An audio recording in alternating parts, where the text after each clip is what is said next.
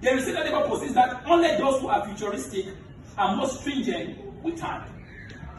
Now, Japan, coincidentally, Japan, who happens to be one of the most advanced nations, and it is said that Japan is 500 years ahead of Africa and has this quote for driving and governing philosophy. The difference between the advanced nations and the backward nations is not a difference between the old and the new, but between the 500 years ahead and the 500 years behind. Key finding number 2.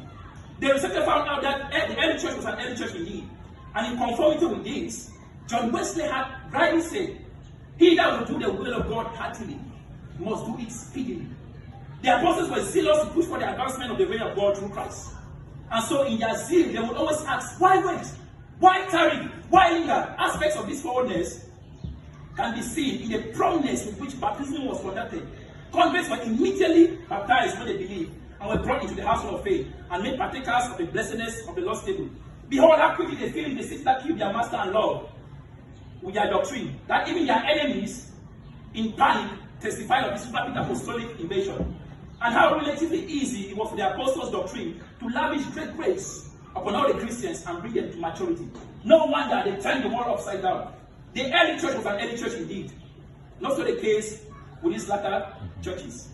For 81% of these Christians in Kumba feel lamented as a confront to the reality that the decision-making processes and systems are too sluggish, and this reflects in the execution of projects and in the building of believers' lives as living stones. No wonder the researcher has said many shepherds in these churches lament that many of their grown-up member Christians who ought to be mature Christians are still in quotes putting on baby diapers. The researchers was shocked to hear the chat of 2 young girls, probably aged 10 and 12, how as they passed by the city estate male dormitory and area and beheld a project that had been stagnant for so long, they lamented out loud in Pidgin. Now I quote in Pidgin.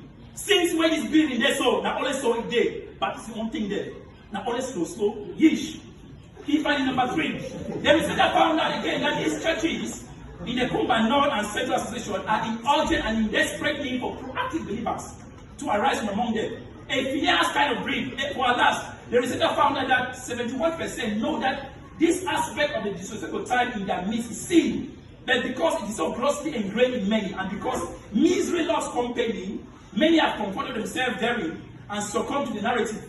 The need for passengers, status quo breakers, and world changers is most vital. Just as Phinehas stopped the plague that destroyed 21,000 people by his deliberate action and saved Israel from the destruction, in like manner, God is intently looking for such believers within the kingdom of few churches to arise. Believers who can stir themselves up and rise to action and cause this plague of time neglect to cease and cause the ignominy that comes with the tag black man time to be rolled away. Conclusively, the researcher has said that the disrespect of time is present and prospering in the Kumba North and the Central Association of the Kumba Few churches, which is detrimental to the growth and welfare of the Christians. And this aspect of continuing to prosper should really not be taken seriously. Recommendation.